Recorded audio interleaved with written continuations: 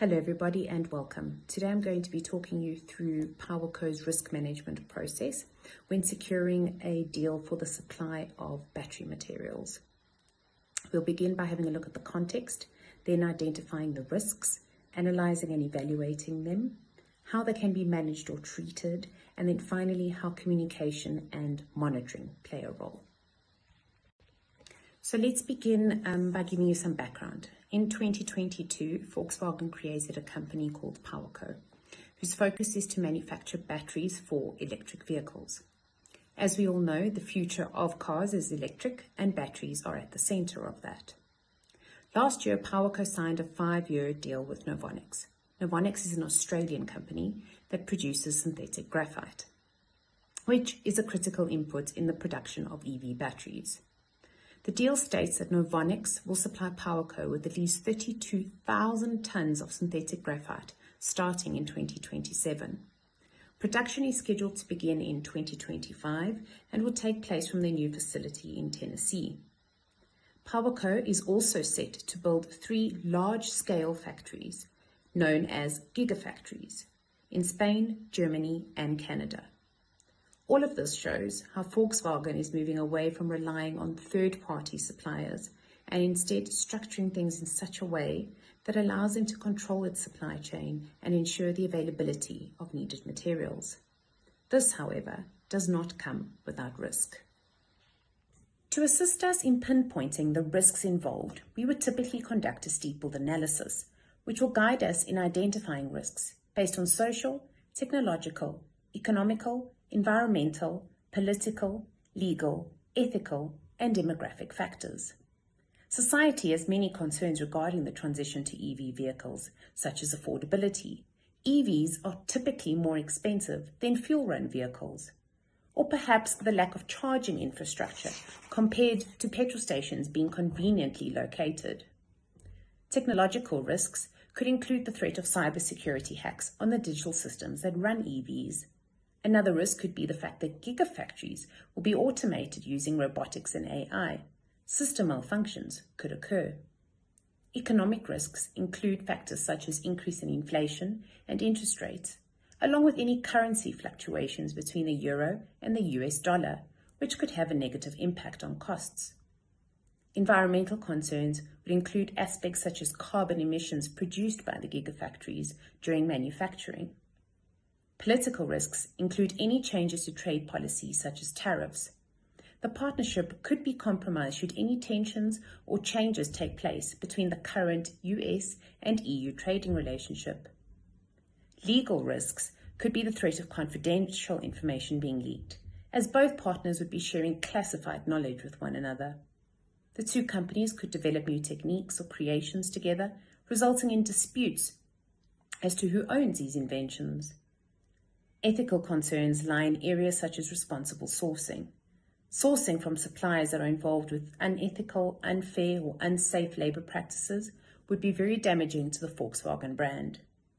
Consumer demographics for electric vehicles lie strongest amongst younger, wealthier, urban consumers, whilst the older demographic remain hesitant. So now that we've identified some of the potential risks involved, we need to analyze and evaluate them.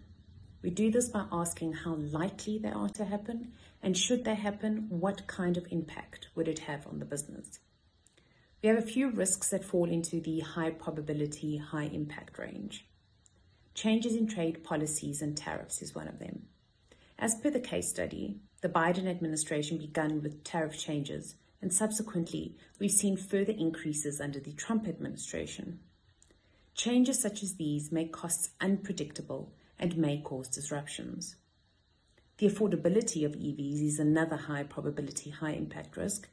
EVs are currently more expensive than petrol or diesel run vehicles, and the impact is significantly as it directly influences profitability. Environmental sustainability also falls into this category, as regulatory bodies and consumers alike demand green manufacturing protocols. Should PowerCo or its suppliers fail to meet these requirements, it can be both financially and reputationally damaging to the business. Lastly, economic factors such as rising interest rates and inflation. The cost of living is constantly increasing, disproportionately so compared to what people earn, directly affecting purchasing decisions of consumers on expensive items like electric vehicles. We'll now look at risks that fall into the medium probability, high impact range.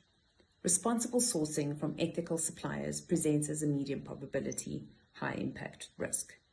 Whilst the likelihood of this occurring is not high, due to the awareness and emphasis centered around this issue today, the reputational damage, should it occur, would be severe.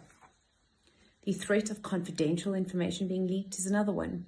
Whilst it's not guaranteed that this would happen, the consequences of it occurring can result in financial losses such as high legal costs and the loss of competitive advantage.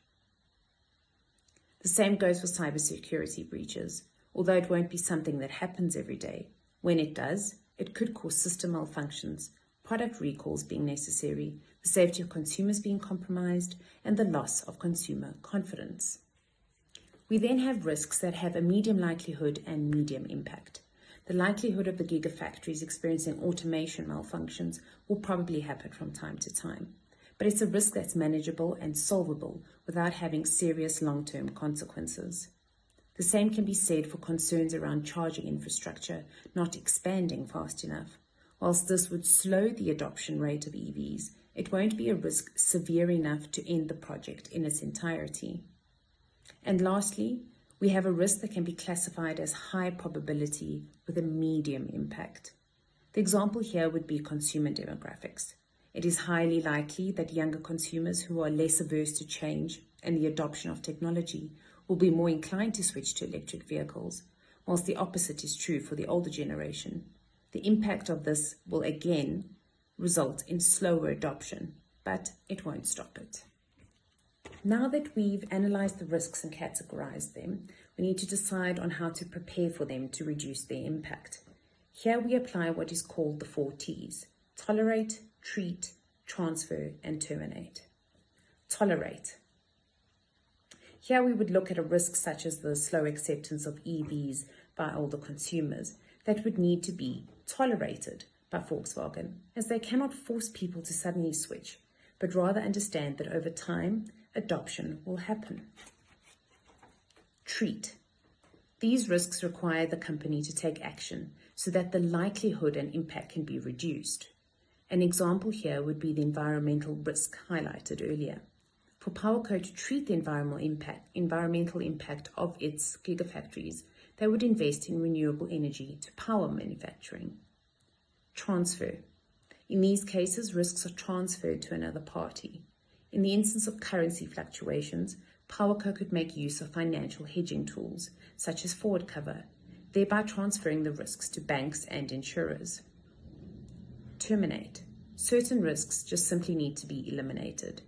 For example, should any supplier be suspected of or proven to be involved in unethical labour practices, PowerCo would need to terminate the relationship altogether. The next step in the process is the communication and consultation with the relevant internal and external stakeholders. In terms of internal stakeholders at PowerCo, we have the board of directors and executives that require information to make strategic decisions. Then we have factory managers that need to be kept informed so they can manage the day-to-day activities and disruptions of manufacturing. The procurement team needs to be kept abreast so they can manage suppliers effectively, and the finance team needs to be informed to manage costs and company funds. External stakeholders also require communication and consultation to manage risk effectively. Suppliers such as Novonix need to be informed about expectations such as the quality requirements and delivery deadlines. Governments would require information pertaining to legal, financial, and environmental compliance matters.